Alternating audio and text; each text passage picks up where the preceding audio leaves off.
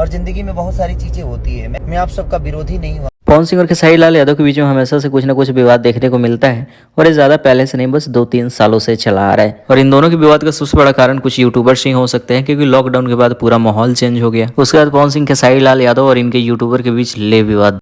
पवन सिंह से आगे जाने में दूसरा जन्म लेना पड़ेगा बेटा। लकीर नहीं का खींच ले भैया, हाई खींच ले बड़े जितना खींचेगा। लेकिन अब धीरे धीरे माहौल चेंज हो रहा है, मानसिकता दोनों की बदल रही है। खेसारी लाल यादव भी कल लाइव आए थे रात में, तो सुलझे हुए बातें करते हुए नजर आए, काफी अच्छा लगा। और मैं आप सबसे भी यही बोलना चाहता हूँ कि जितने भी कलाकार बंधु हैं, जितने भी न्यूज रिपोर्टर बंधु हैं, मैं सब आप सबसे यही कह रहा हूँ कि सिर्फ मुझे प्यार करिए।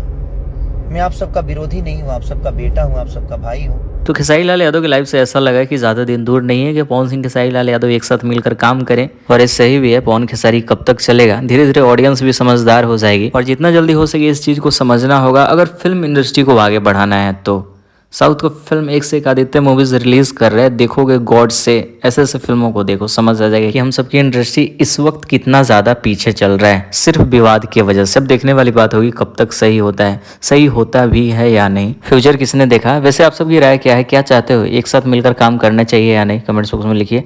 चैनल को सब्सक्राइब कीजिए, वीडियो को लाइक कीजिए। इंस्टाग्राम का लिंक वीडियो के डिस्क्रिप्शन में है, तो वहाँ पे भी अपनी बातों को लिख सकते हैं।